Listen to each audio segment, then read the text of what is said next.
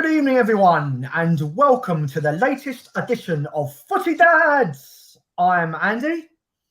And I'm Ben. So a very good evening, as Andrew said. So we're going to start the show this evening, as we normally do, straight away. We'll be looking at some highlights, but obviously with there being no Premier League highlights this week, instead we're going to say a very big congratulations to the legend that is Harry Kane.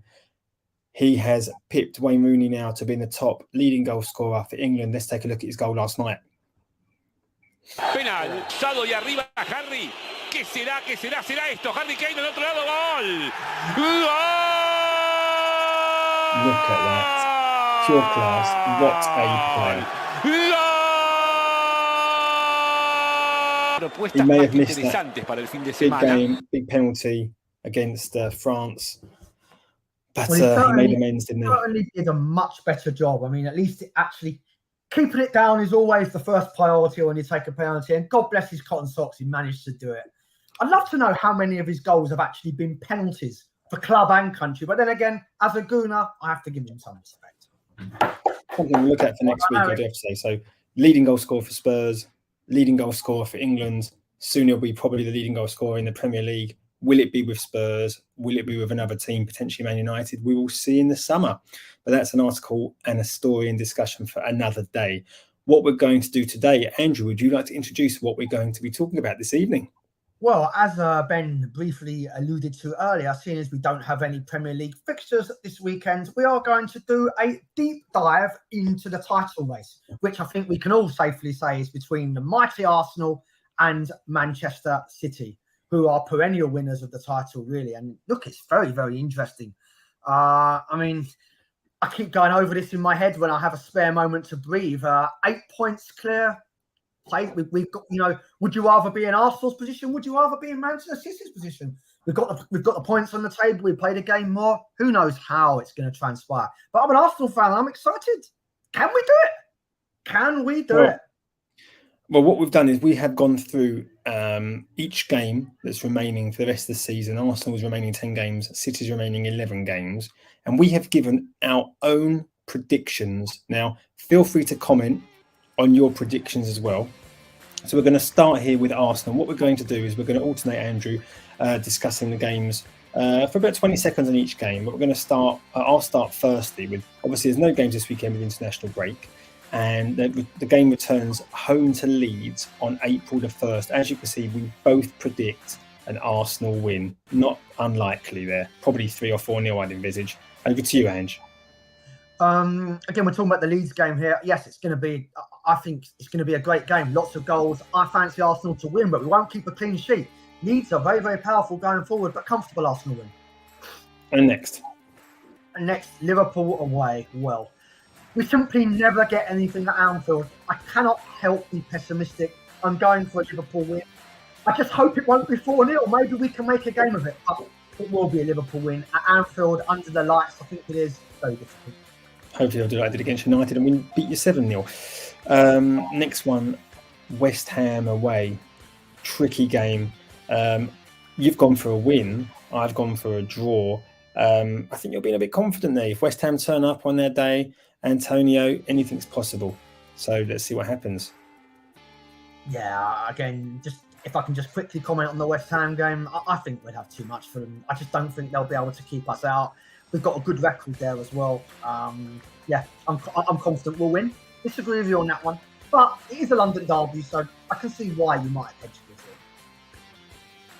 Southampton at home on Good Friday, I believe that is. I think that's a pretty easy straight 3 points for both of our perspectives there.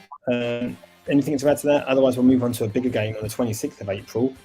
Yeah, I think just quickly on Southampton, won't be easy. We saw with Bournemouth at home, no game in the Premier League is easy. But yeah, if you want to be winning titles, you've got to be beating Southampton at home. Or getting top 4, as we established we couldn't do last weekend. Yes. Man City away. We simply don't do anything against Manchester City, home or away. I'm happy when we score a goal. Manchester City win. I just can't see it. We might put up a fight, but Manchester City win. What about you, Ben? I've actually put it as a draw. I think I know they're your bogey team, but I just think if you play offensively strong like you have been doing, I think you'll be too strong. And I think you will concede a goal, but I can see you also scoring 1 or 2 and it being an exciting end-to-end match. Moving on the following week, the few days later, you've got Chelsea at home. You've gone for the draw. I actually think you're going to beat them. This was a tough one. I was tempted to go for the win here, but Chelsea have showed a few signs lately of picking up, getting a few results here and there. Not going to be easy. There'll be some more time for their players to gel. I think it's going to be tough. Yeah, I think it could be a draw.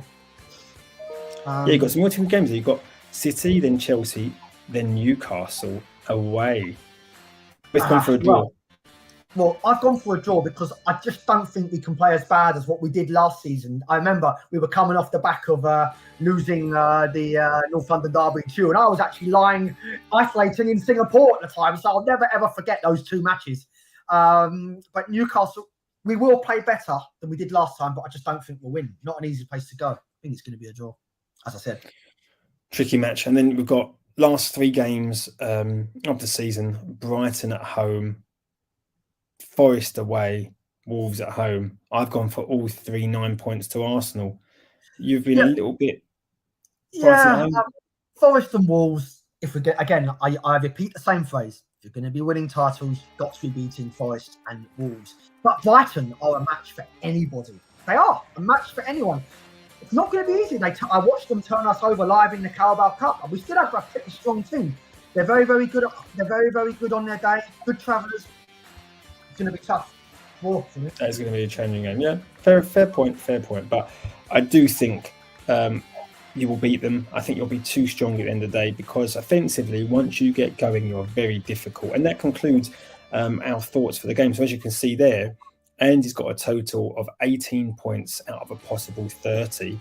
I've gone a bit more confident for you, which is difficult for me as a Spurs fan to say, but I've gone for you to get 21 points out of a possible 30 with no defeats. So very, very, very optimistic. But I will say one thing on your side. It's got to change sometime for us at Anfield. It's got to change sometime for us against City. We've got to get a result against them at some stage, both those teams. So who knows? Anything's possible. But here we're having a look now at Manchester City's running, where they start their next match at home to Liverpool. We've both gone for a Man City win. Yeah, it's funny how times have changed. This was a few years ago. This was a real title battle. It was them 2 versus everyone else. But yeah, I just don't think Liverpool are defensively strong enough to keep City out. I agree. 100% Manchester City victory in that match. I mean, if you scroll through these matches, as you can see, neither Andrew nor myself have seen either City or Arsenal actually losing any matches for their remaining 10 and 11 games respectively. Next up, they've got Southampton away, similar to how you've got them as well, and you've got them at home. But again, we've both gone for a City win. Same with Leicester and Brighton. Yeah, I just thought Leicester again. Leicester on their day. I mean, they can turn up and play some good stuff, but I just can't. I just can't see it. Not at the Etihad. Yeah, and agreed. Yeah, Liverpool again. As I said, the other fixtures. We've got the same thought pattern. I can't see it. I can't see them dropping too many points. They just look very strong. They look like they're just gathering momentum at the right time. But it's interesting how we both Brighton. It's almost as if we're both praising Brighton indirectly in a way. They're a match for anybody, Brighton. Particularly at Brighton. Away from home, they're not as strong, but at home, they are a real tough cookie. You think 10 years ago, would you think Brighton would be such a strong force in the Premier League? But Potter's done a great job. And, the new manager, he's doing really well. He's getting the best out of some of the players they've got there. Danny Welbeck, for example, did nothing at Arsenal. And he's doing well when he plays. They've just got a good, strong, solid unit, and they're difficult to beat.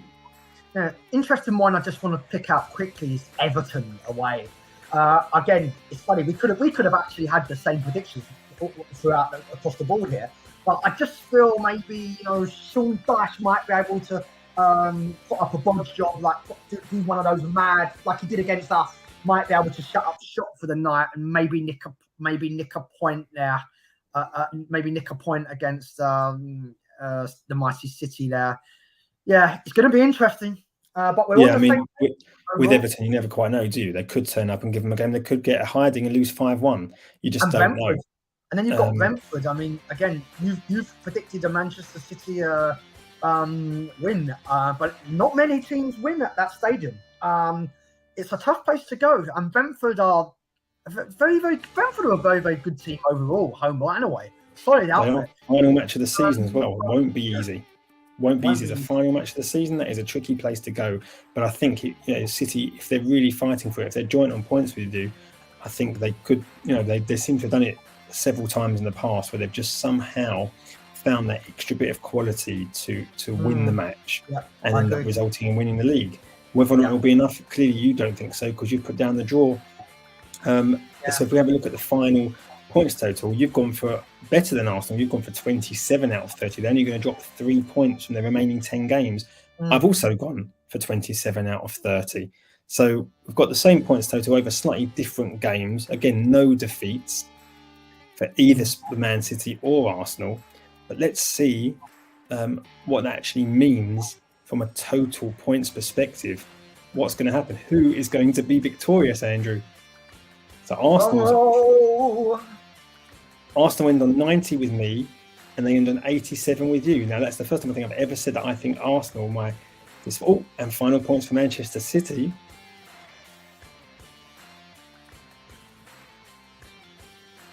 Wait for it. The suspense is killing me here. Oh, my God. Wow. I don't know how I'm going to cope if it gets to this on the final day. Wow. I have actually... Andy thinks Man City will win the league, and I predict Arsenal are going to win the league. But have we spoken about goal? We haven't really spoken about goal difference, actually. I don't know. I know Manchester City. I believe Manchester City are a little bit ahead of us. Could you imagine if I think from an Arsenal perspective, we lose the league on goal difference? Let's have a look. At the moment, the goal difference is, where are we? They're +2 ahead of you. So it's not a big difference. It's even quite tight. Wow. I mean, I feel physically sick. I didn't realise that until the results show now that I've actually predicted that Arsenal will win the league. Probably my worst nightmare. Growing up with you, having seen you win the league numerous times, I hope that won't happen, and I hope your predictions are correct. But you know what, though? Okay. I'd like to have, obviously, I've gone on record of saying many times trophies are important, and I'll probably come across to you personally, Ben, a little bit of a hypocrite here. But if we don't win the league this year, I'm super confident about the Arteta era. I think we've bridged a hell of a gap since last year, since we lost out to top 4 on you. We've really made strides this season. We're a match for anybody. I still don't think we're the finished article. I still think we need a few game changers in the team, but I'm very, very, very optimistic about the future. And I think we can challenge again, whether we win it or not. But let's see. Wow, certainly going to be exciting. I'm looking forward to it. I tend to, however much it pains me to say it, it seems we've gone backwards and you've gone forwards, whereas we had the, 2 managers that have won everything come in and try to take over the Pochettino era, and we could potentially be going back to him. You've instead given the time and had the faith to give Arteta time and money to buy these players. Okay, not all the players you've had have worked out, but it seems he's got out the deadwood, and now you're playing for fun. It looks like your players, compared to our players, are really enjoying their football. And the fact you've got such youth quality in your team really makes me feel that, like you said, that will be similar to the Wenger era, where several years to come, where these players are going to be staying at Arsenal. And I think that even if you don't win it this year, you've got the next couple of years ahead of yourselves. I agree. And I just want to add one thing. There was a strong element of there was a strong toxic atmosphere at Arsenal in the towards the end of the Emirates era. I mean, I think Arteta's even spoken about when he was sitting on the bench during one of Manchester City's routine thumpings of Arsenal, and he just noticed the toxic atmosphere in the stadium. But it seems like the whole stadium are behind the team at the moment. And I just want to go back to when I remember Saliba scored an own goal at the early in the season. I can't remember who it was against. I think it was Leicester. but I could be wrong. And actually the crowd actually clapped him and roared him on and encouraged him after he made the mistake of the opening goal. It was against the own goal. It was against Leicester, by the way. And he's just united the whole fan base as well. There's such a camaraderie, even when you see the team celebrating at the end, but, you can talk about celebrations, etc. But let's see what happens. I'm looking forward to it. It pains me to say it, but I'm also hoping that Man City do a job. I don't know if you saw that there was a funny video that got posted by, I think it was one of the betting companies, that they had Jerry Francis, Teddy Sheringham and Darren Anderton all pretending to be Mancunians and big City fans. So they are taking it with a bit of, taking a bit of fun. But I do hope that you won't be victorious.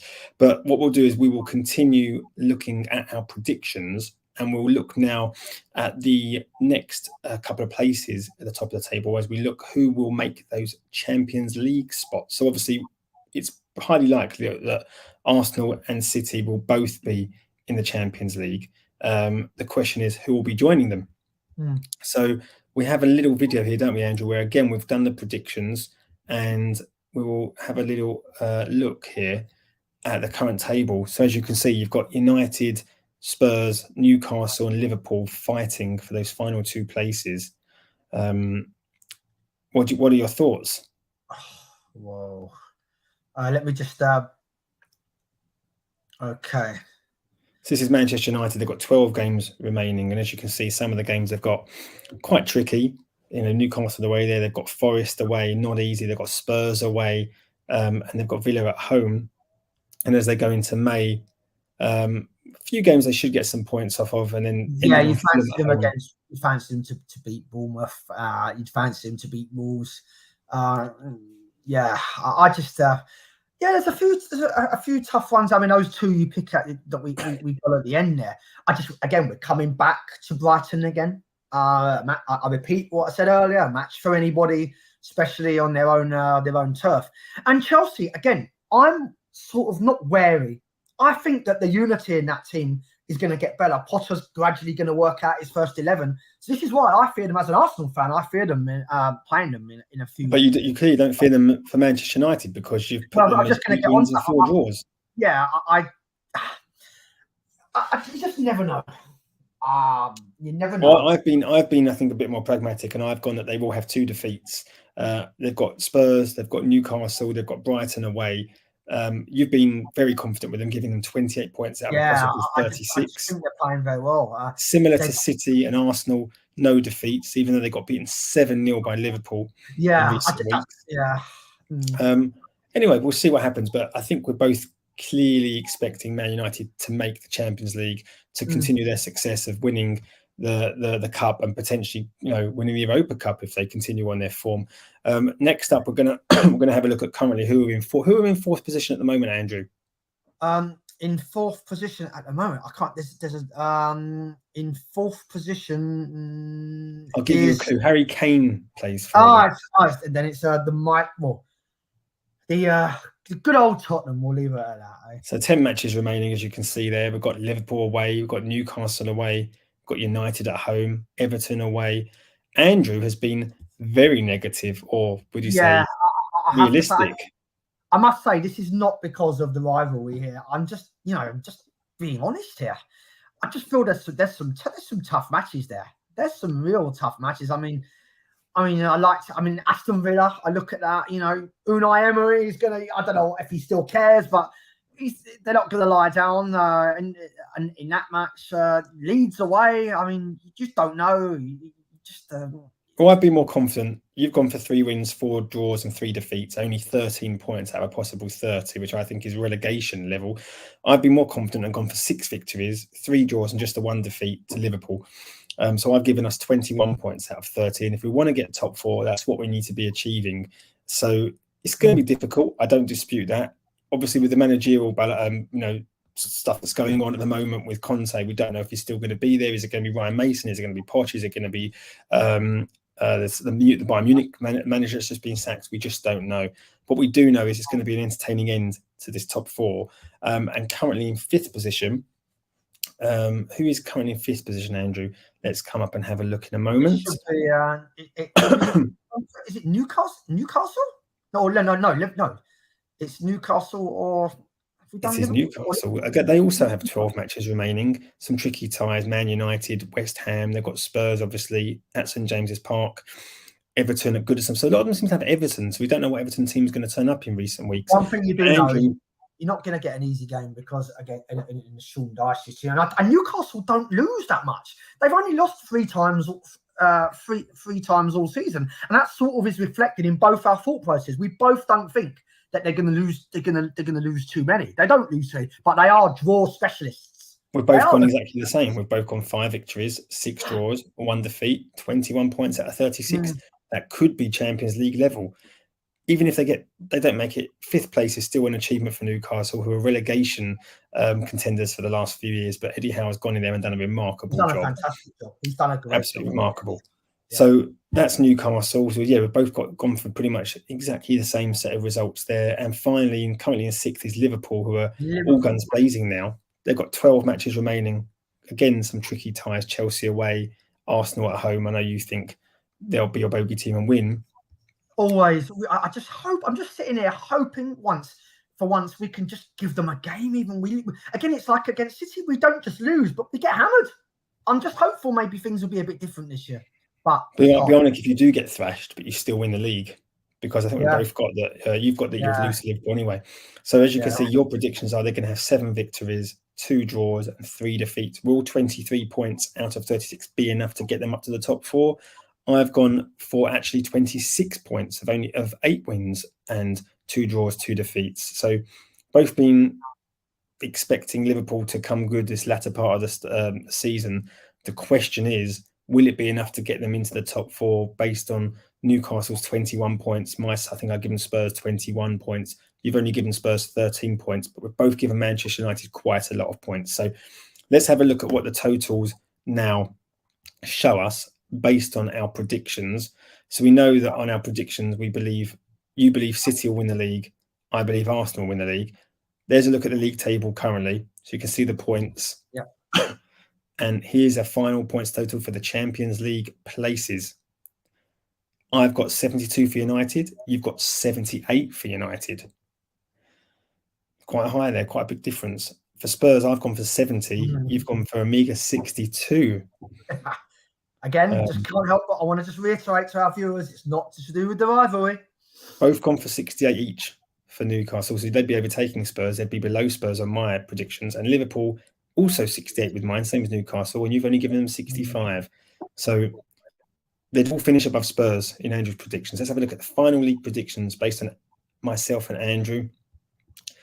So Andrew has gone for champions Manchester City. Runners up would be Arsenal. 3rd place, Manchester United. 4th place, Newcastle on goal difference. Myself, champions would be Arsenal. Runners up, City. 3rd place, United. 4th place, Spurs. Can you just repeat for those viewers that might not have heard who will the champions be?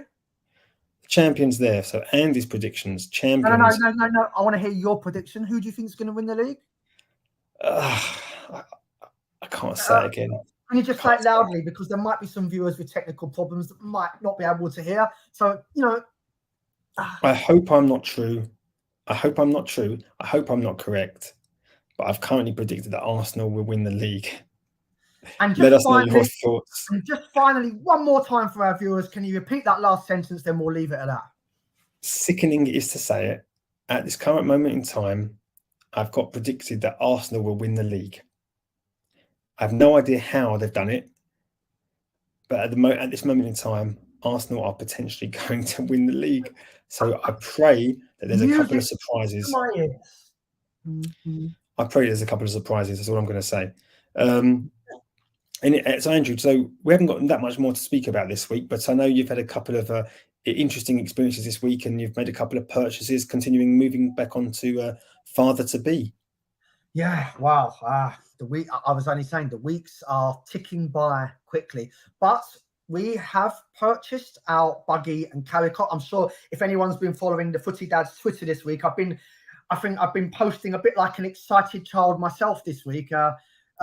We've purchased we ordered our buggy and carry cot from a brand called Didify, and it has arrived. It arrived very quickly. And I just want to give a little insight into how we actually, came across this brand. My wife works for a company, works for Amazon, and this brand, and she actually works with this brand called Didify. So she knew all about them. And when we arrived at the recent baby show in Excel, they had a whole exhibition stand. Mm-hmm. So it was great. So we looked at, we got a close look at the buggy and the carry cot. We actually took the buggy for a little test drive. We looked at, we considered. You took the test drive on the video. If anyone hasn't seen that is on our YouTube channel. Andrew taking some buggies for a test drive. I did, yeah, and it's very, very important. I won't say too much, but that is one of the most important things you should do when you get a car. Take your buggy for a test drive. Very, very important. And we did just that. And basically, the major thing that attracted us to this brand is they offer what's known as a travel system. Okay, they offer a buggy, a carry cot, and a car seat. Now, we didn't get the car seat because we're going to.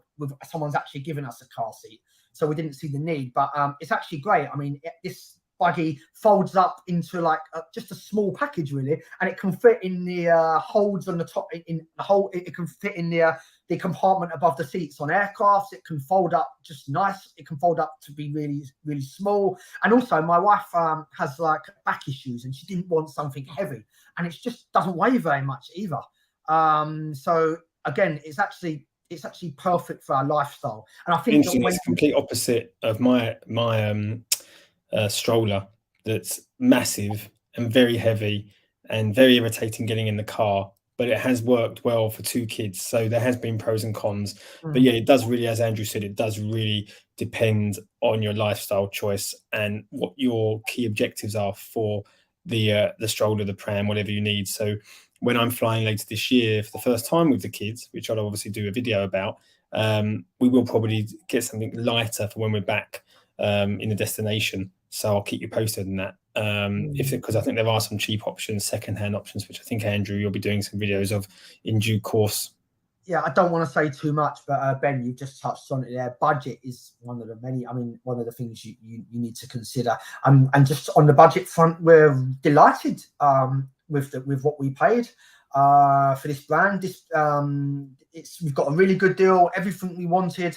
So it's fantastic. And also, again, we read a lot of reviews. I think actually I was at the Excel Centre and standing next to the Didify exhibition space, and I actually stepped aside and quickly went online and started reading some of the reviews and got a very, very good flavour of the brand. Very, very good choice. Very, very happy.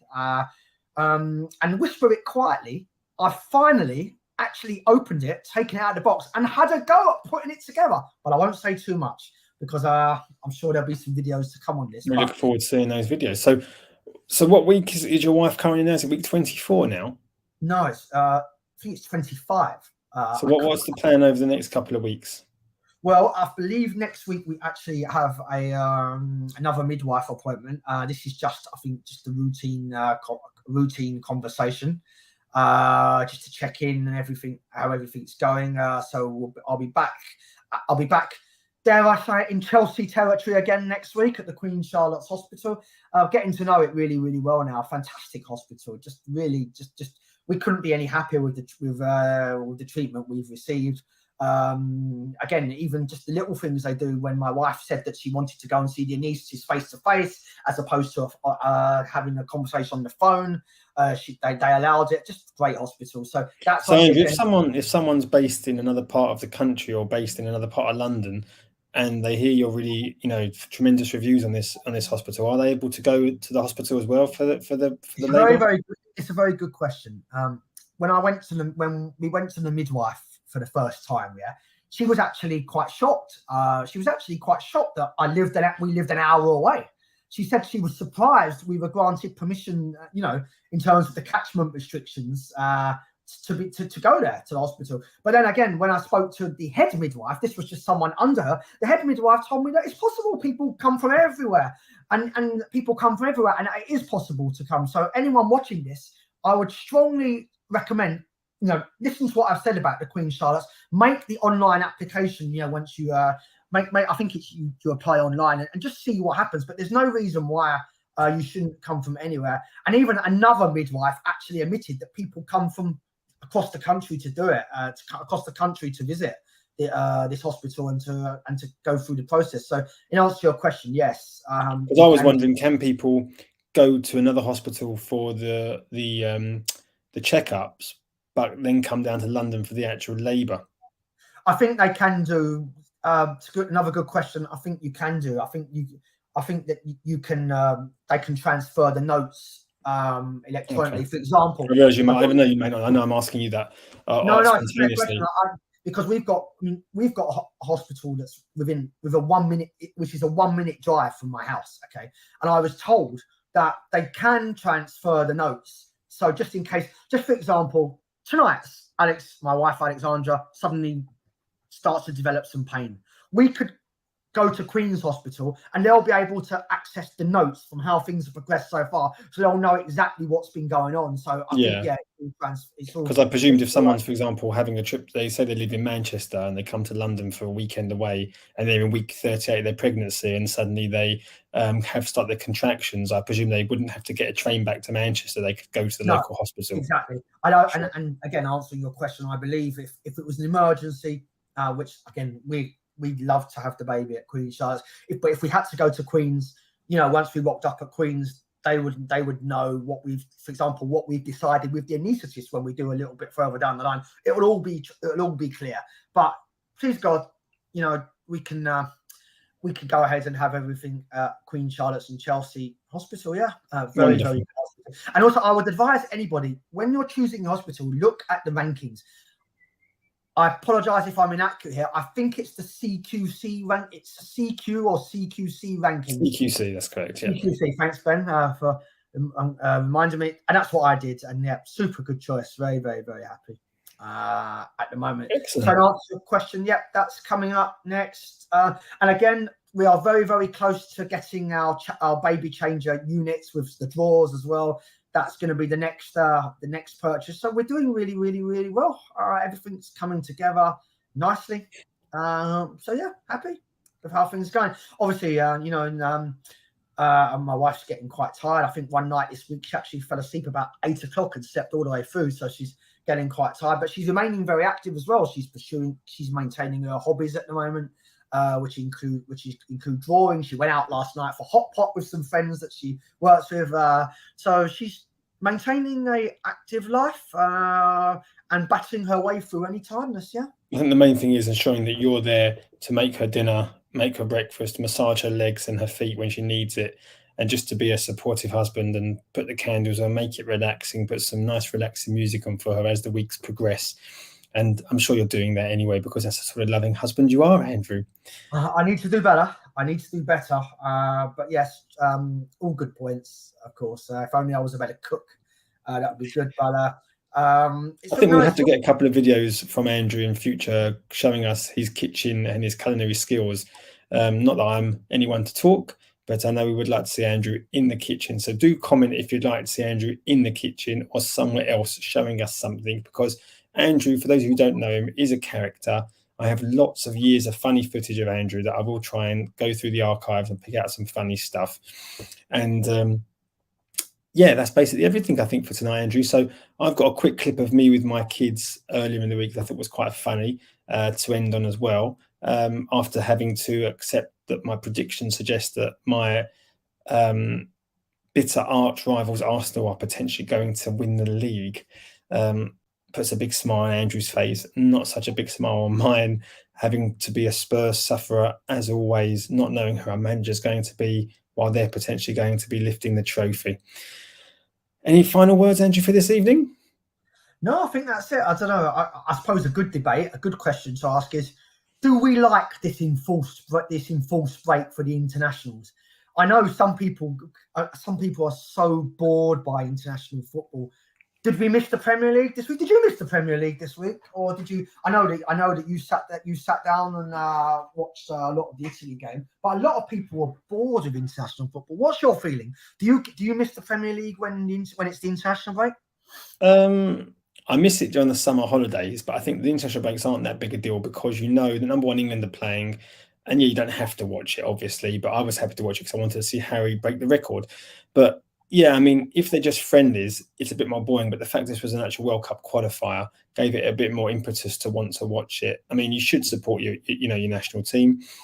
A lot of our games have been boring when they're really naff games against low-level teams. But Italy away is a big game. That's a big match. So I think it depends who the game is. Obviously, we miss our club-level football, but it's back next week. It's not like we've got to wait long. It's more when it's the summer break that it's more of a challenge when you miss the football. Obviously, when there's a World Cup, normally in the summertime, it's okay. But obviously, this year was different. Last year was different.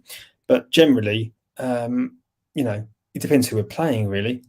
But I mean, what do you miss the international break, Andrew? I'm just not a big lover of international football. I don't know.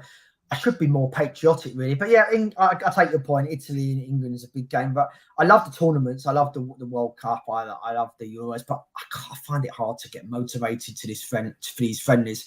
And that's a question I'd like some of our Footie Dads viewers. What do you feel about international football? Can you get motivated to sit down and watch those friendlies at home? Just to highlight, this wasn't a friendly. Oh no, sorry. I'm talking about the friendlies in general. I know this was qualified. Yeah. All right, so I'll rephrase my question. Do you get motivated for international friendlies, or dare I ask, even the qualifiers? Or are you just a tournament person? Answers on a postcard, or should I say, comment on the Footie Dads portal, the comment portal on YouTube, I believe it is, isn't it? Yeah. So please, we want to know what you feel. Over and out. Okay, we're going to end it on this little clip, and I wish you all a wonderful weekend.